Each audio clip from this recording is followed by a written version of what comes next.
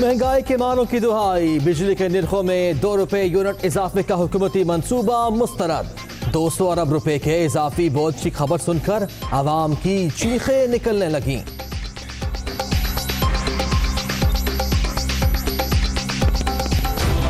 Peoples party का कारवान भुट्टो, नवाब शाह से कुछ देर बाद सक्खर के लिए रवानगी। आज रात तक लाड़काना पहुंचने का प्रोग्राम। जयालों का जोशो खरोश दीदनी, बिलावल भुट्टो का जगह जगह खिताब schedule.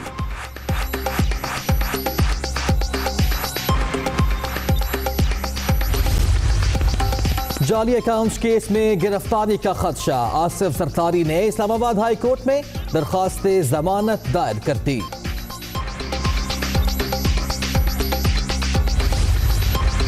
Mega money laundering case के बाद दादू शुगर मिल स्कैंडल, नाब रावलपिंडी ऑफिस में कायम अली शाह की दोपहर 3 बजे तलबी, रिकॉर्ड साथ लाने की हिदायत। रमजान शुगर मिल्स केस की समाअत, शहबाज शरीफ और हमजा शहबाज को पेशी के बाद जाने की इजाजत। एहतसाब अदालत ने फर्दे जुर्म आयद करने के लिए आइंदा समाअत पर फिर तलब कर लिया।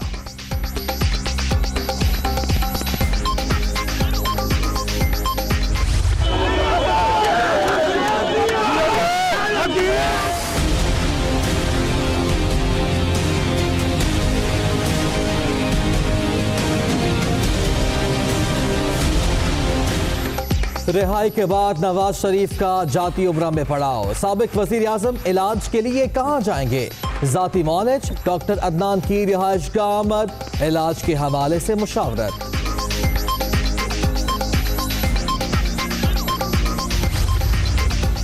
दुनिया ने मान लिया, मोदी ने पुलवामा हमले को इलेक्शन जीतने के लिए हवा दी। पाकिस्तान की कोशिशों से भारत को आलमी तन्हाई का सामना करना पड़ा। गुज़िश्ता दौरे हुकूमत में मुल्क का कोई बयानिया नहीं था, वजीर इत्तलात का इस्लामाबाद में खिताब। गुर्बत मुकाओ प्रोग्राम का आज से आगाज, वजीर आजम इफ्तिताह करेंगे। एहसास और किफालत प्रोग्राम के लिए 120 अरब रुपए मुख्तस। ज़कातो ओशर, बैतुल माल और बेनजीर इनकम सपोर्ट प्रोग्राम एक इदारे में जम करने का प्लान। कराची में लाकानूनियत, मुल्जिमान ने नॉर्थ नाजिमाबाद में घर के अंदर घुसकर गोलियां चला दी। स्टेट एजेंट, बीवी और 2 साल के बच्चे समेत जख्मी। 5 हमलावरों के फरार की सीसीटीवी फुटेज दुनिया न्यूज पर। पकड़ने की कोशिश करने वाले पड़ोसी पर भी फायरिंग, डिफेंस में शहरी का कत्ल। ये ऑफिस है UC5, ये हमारा कॉलेज है और ये आप कचरा देख सकते हैं। सफाई के जिम्मेदार बल्दियाती दफ्तर के बाहर कचरे का अंबार। कराची की सड़कों पर पैदल चलना मुश्किल, करंगी में जगह जगह गंदगी, आवाम बीमार पड़ने लगे। तो आते हैं लेकिन जाते कहाँ हैं? छत की मरम्मत करा लें, सारी छत टूटी पड़ी है। मुल्तान इंतजामिया कासिम बाग में दमदमा की तारीखी इमारत से बेफिक्र, छत टूट फूट का शिकार, टाइल्स उखड़ गए। डीसी म्यूनिसिपल कॉर्पोरेशन को मरम्मत का जिम्मेदार करार देकर बरी जिम्मा, मेयर को फंड्स न मिलने का गिला। टाइलें वगैरह आप टूटी हुई हैं, लेकिन बिल्डिंग के स्ट्रक्चर में कोई इशू नहीं है, वो ठीक है। और जो जहाँ पर कोई काम होता है डेफिनेटली वो कॉर्पोरेशन के पास सिस्टम है, उसका इंतजाम तो वो करेंगे। जब पैसे आएंगे तो फिर टेंडर भिजवा देंगे, जैसे जैसे पैसे आते जाएंगे हम ये प्रोजेक्ट मुकम्मल करते जाएंगे। लेडी हेल्थ वर्कर्स गईं, पंजाब भर के कॉलेज असातिज़ा गए। मुतालिबात के हक में लाहौर के मॉल रोड पर दूसरे रोज भी धरना, ट्रैफिक का निजाम बुरी तरह मुतासर।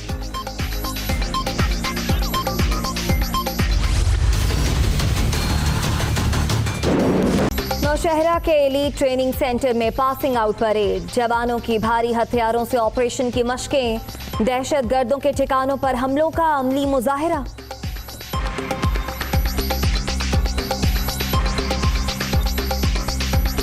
गोलान की पहाड़ियों पर इसराइली कब्जे को जायज करार देने का अमरीकी इक़दाम। शाम ने अक़वाम मुत्तहिदा की सिक्योरिटी काउंसिल का हंगामी इजलास तलब करने की दरख्वास्त कर दी। कैपेसिटी पेमेंट के 200 अरब रुपए आवाम अदा करेंगे और 200 अरब रुपए के इजाफी बोझ की खबर सुनकर आवाम की चीखें निकल गई हैं। बिजली के निरखों में 2 रुपए यूनिट इजाफे का हुकूमती मंसूबा मुस्तरद कर दिया है। हुकूमत का बिजली के निरखों में 2 रुपए यूनिट इजाफे का प्लान है जिसे आवाम ने मुस्तरद कर दिया है। कैपेसिटी पेमेंट के 200 अरब रुपए आवाम से वसूल करने का प्लान है हुकूमत का और 200 अरब रुपए के इजाफी बोझ की खबर सुनकर आवाम की चीखें निकल गई हैं, जो कि पहले ही महंगाई के बोझ तले दबे हुए हैं। आवाम परेशान है और बिजली के निरखों में 2 रुपए यूनिट इजाफे का हुकूमती जो मंसूबा है आवाम ने उसको मुस्तरद कर दिया है। आपको बताते चलें कि 200 अरब रुपए आवाम अदा करेंगे और ये रकम जो है कैपेसिटी पेमेंट की मद में आवाम से वसूल की जाएगी, जिसे आवाम ने मुस्तरद कर दिया है। ये करना है, इतनी आमदनी नहीं है जितने ये बिल आते हैं और बिल भी आते हैं जो लास्ट डेटों में बंदा किसी से पैसे ले और उसको फिर एक्स्ट्रा साथ देने पड़ते हैं। बिजली के बिल वध गए ने, गैस के भी वध गए ने जनाब, महंगाई बढ़ती जा रही है, गरीब आवाम का बुरा हाल होता जा रहा है। बिजली के बिल बढ़ा दिए हैं, गोश्त का रेट देखे क्या है, वो गरीब बंदे ने क्या खाना है, इतनी तो महंगाई कर दिया। इसलिए इसको वोट डाला था, ये आवाम का सोचेगा, ये आवाम को ही काटने शुरू हुआ है। कीमतें बढ़ाते जा रहे हैं, गैस की भी बिजली की भी। हमारा जो सैलरी पैकेज है वो वहीं का वहीं है। करने पर सेप्को हुकाम ने बदनामी शुरू कर दी है। एक खातून के खिलाफ ढोल बजाकर बिजली चोरी के नारे लगवाए गए हैं और उसका कनेक्शन भी काट दिया गया है, जबकि उस खातून का मौकिफ ये है कि उसका शौहर बीमार था और घर बंद होने के बायस उन्हें बिल नहीं मिला, जिसकी वजह से वो बिल अदा नहीं कर सकी। दोबारा दफ्तर गई और सेप्को हुकाम ने बिल की कॉपी उन्हें फराहम नहीं की, जिसके बाद सेप्को हुकाम ने एक मुनफरिद तरीका जो है वो अपनाया और इलाके में वहां पर ढोल बजाते हुए उस खातून के मुतालिक बिजली चोरी की बातें की। ये हुआ क्या वो आपको सुनवाते हैं। मेरे मियाँ की तबीयत ख़राब है, शुगर के मरीज़ हैं, वो गए हुए हैं कराची में, उनकी वहाँ पे एडमिट थे। मैं खुद एक प्राइवेट अदारे में जॉब करती हूँ, तो मैं भी आ गई। फिर मैं इधर से गई हूँ, जब छुट्टी के टाइम में गई हूँ तो जाकर मैंने उनसे कहा कि मुझे बिल दे दें। बापटा में गई हूँ, 2 दफ़ा गई हूँ कि मुझे आप बिल दें, मैं बिल पे करती हूँ। फिर मैं आ गई अपनी जॉब पे। जब दोबारा गई हूँ तो उन्होंने डोल वगैरह लेकर, मेरी बच्चियाँ घर में अकेली थी, उन्होंने दीवारें वगैरह छलांगी हैं, ऊपर से चढ़कर तार भी काटी है और मेरी बच्चियों के साथ उन्होंने बदतमीज़ी की है और मेरे साथ भी की है। डोल लेकर, ये तो एक नया तरीका है किसी को जलील करने का, ये तो एक नया ही तरीका है।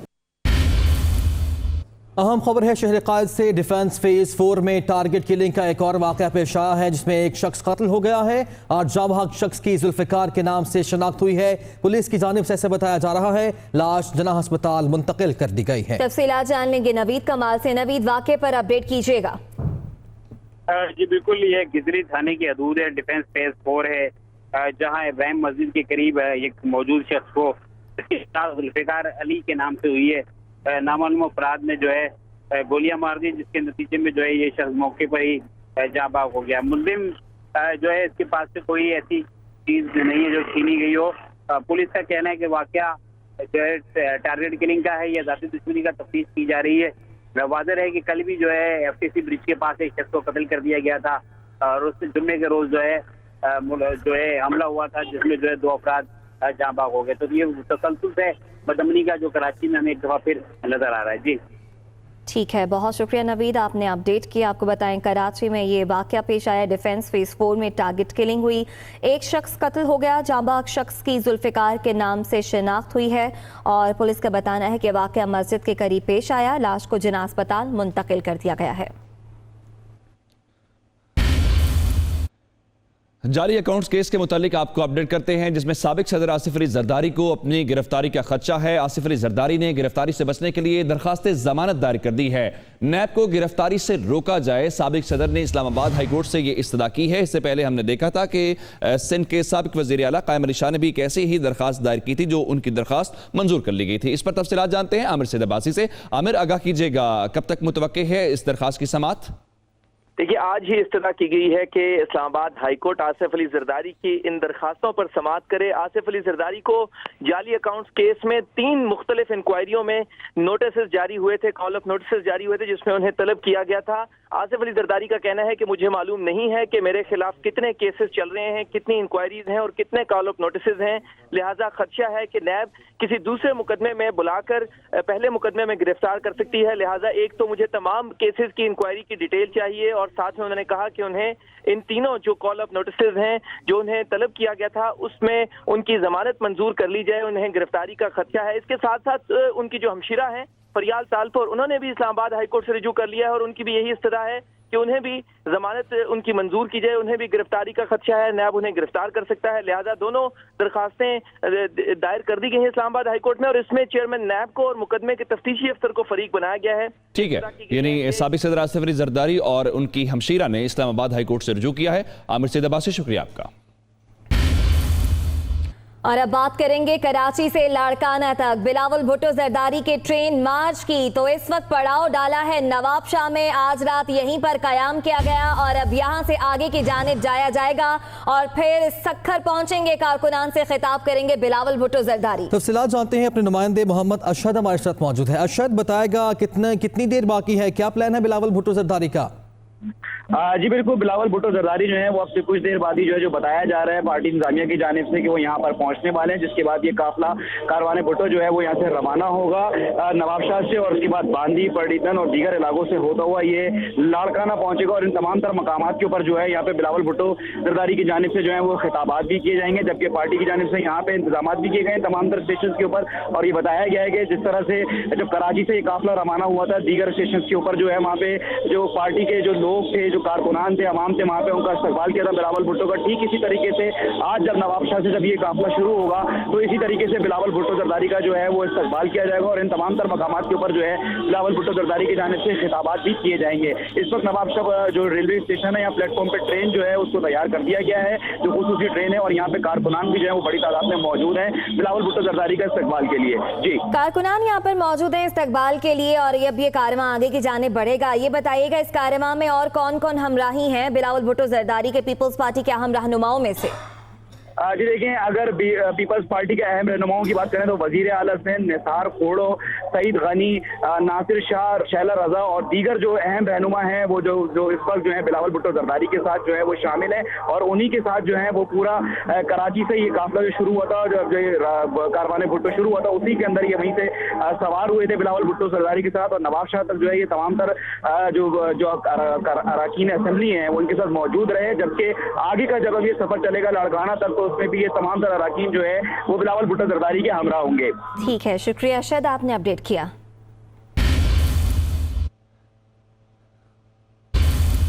पुलिस तब्दील हो या ना हो, लेकिन उसका यूनिफॉर्म जरूर तब्दील हो सकता है, और सिंध में भी एक ऐसा ही फैसला कर लिया गया है कि सिंध पुलिस का यूनिफॉर्म तब्दील किया जाएगा। आईजी सिंध की सिफारिशात के बाद सूबाई हुकूमत ने इसकी बाकायदा मंजूरी दे दी है। तो पंजाब के बाद अब सिंध दूसरा सूबा है जो पुलिस का जो यूनिफॉर्म है उसको तब्दील करने जा रहा है। गो कि पंजाब ने एक बार फिर फैसला किया है कि जो यूनिफॉर्म तब्दील था उसको भी तब्दील किया जाएगा। अब देखना यह है कि सिंध के अंदर क्या फैसले होते हैं। तफसीलात जानते हैं ब्यूरो चीफ कराची असलम खान से। असलम खान, यूनिफॉर्म बदलने से पुलिस तब्दील हो जाएगी? उम्मीद यही जाहिर की जा रही है। आईजी सिंध की जानिब से कहा जा रहा है कि जिस तरह पुलिस की वर्दी तब्दील हुई है, इसी तरह कोशिश की जा रही है कि सिंध पुलिस का जो कल्चर है और जो इनकी अखलाकी ट्रेनिंग है उसको भी तब्दील किया जाए और उनको बेहतर और मयारी पुलिस फोर्स बनाया जाए। सिंध पुलिस के जो 5 यूनिट्स हैं, traffic police, CIA, anti rights reserve platoon, transit division और सेंट्रल पुलिस ऑफिस में जो तैनात अफसरान और जवान है, इनके तमाम के तमाम यूनिफॉर्म तब्दील कर दिए गए। और इसी तरह जो सिंध की तकरीबन 1,40,000 की नफरी है, उसकी यूनिफॉर्म भी तब्दील किए जाएंगे। अभी जो पुलिस अफसरान है वो डार्क ब्लू शर्ट है, नेवी ब्लू पैंट और नेवी ब्लू पी कैप है। हेड कांस्टेबल और constable dark blue half sleeve shirt पहना करेंगे, नेवी ब्लू पैंट होगी और नेवी ब्लू पी कैप पहनेंगे। ट्रैफिक अफसरान का जो यूनिफॉर्म है उसकी तो शर्ट सफेद है, लेकिन जो पैंट है वो नेवी ब्लू कर दी गई है और नेवी ब्लू पी कैप ही है। और ट्रैफिक एहलकार जिस तरह ट्रैफिक के साथ साथ पुलिस कांस्टेबल हाफ स्लीव पहन रहे हैं, इसी तरह ट्रैफिक के जो कांस्टेबल और हेड कांस्टेबल होंगे वो भी हाफ स्लीव पहनेंगे। तो उम्मीद तो यही जाहिर की जा रही है कि जो अफसरान है इनका रवैया भी तब्दील होगा। और साथ साथ ये भी कहा जा रहा है DIG ऑपरेशन मकसूद मेमन की जानिब से कि पुलिस एहलकार और अफसरान को 2020 और 21 का जो माली साल है 4 यूनिफॉर्म। ठीक है, यूनिफॉर्म के जरिए पुलिस को तब्दील करने की कोशिश की जा रही है। असलम खान, शुक्रिया आपका। और कराची के इलाके नॉर्थ नाजमाबाद में घर में घुसकर मुलजिमों की फायरिंग से मियां बीवी और बच्चा जख्मी हो गया। हालत खतरे से बाहर है, ताहम पुलिस ने तहकीकात शुरू कर दी हैं। सीसीटीवी फुटेज दुनिया न्यूज ने हासिल कर ली।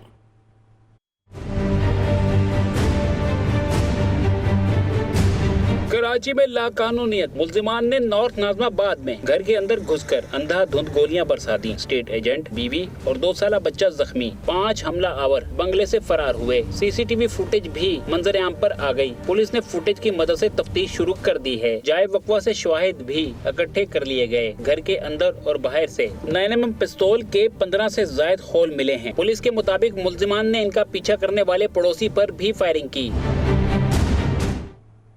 अहम खबर है, अबूरी अफगान हुकूमत से मुताल्लिक वज़ीर आज़म का बयान गलत अंदाज में पेश किया गया। तर्जुमान दफ्तर खारजा की वजाहत सामने आई है। तर्जुमान दफ्तर खारजा का कहना है कि वज़ीर आज़म का बयान सियाको सबाक से हट कर पेश किया गया। बयान की गलत तशरीह से गैर ज़रूरी रद्द-ए-अमल सामने आया, ऐसा कहना है तर्जुमान दफ्तर खारजा था। और ये भी कहा गया कि वज़ीर आज़म ने अबूरी हुकूमत के ज़ेर निगरानी इंतखाबात की सिर्फ मिसाल दी थी, जिसे सियाको सबाक से हट कर पेश किया गया है। अहम बयान सामने आया है तर्जुमान दफ्तर खारजा का। अबूरी अफगान हुकूमत से मुताल्लिक वज़ीर आज़म का बयान गलत अंदाज में पेश किया गया। तर्जुमान दफ्तर खारजा ने यह भी कहा है कि वज़ीर आज़म का बयान सियाको सबाक से हट कर पेश किया गया और बयान की गलत तशरीह से गैर ज़रूरी रद्द अमल सामने आया। तफसीलात जानते हैं अपने नुमाइंदे अदील वड़ाइच हमारे साथ मौजूद हैं। अदील, क्या तफसीलात हैं? जी, तर्जुमान दफ्तर खारजा ने जो रिसेंट डेवलपमेंट है पाकिस्तान और अफगानिस्तान की और उस पर अफगान सफीर को वापस बुलाया है, उस पर रद्द अमल दिया है कि वजीर आजम के अफगानिस्तान में अबूरी हुकूमत के क़याम से मुतल्लिक बयान को गलत अंदाज में पेश किया गया। वजीर आजम के बयान को मीडिया में सियाको सबाक से हटकर पेश किया गया। तर्जुमान दफ्तर खारजा ने कहा है कि वजीर आजम के बयान की गलत तशरीह से गैर जरूरी रद्द अमल सामने आया है। वजीर आजम ने अपने बयान में पाकिस्तानी तर्ज की जो अबूरी हुकूमत की ज़ेर निगरानी इंतखाबात की मिसाल दी थी। उन्होंने कहा कि वजीर आजम की राय को अफगानिस्तान की अंदरूनी मामलात में मुदाखलत से तशबीह नहीं दी जानी चाहिए। पाकिस्तान की अफगानिस्तान में अफगान क़यादत और अमन के अलावा जो है वो कोई दिलचस्पी नहीं है। वजीर आजम ने हालिया सियासी मसालती अमल में ज़ाती दिलचस्पी लेकर मुआवनत फराहम की और पाकिस्तान की मुखलिसाना कोशिशों को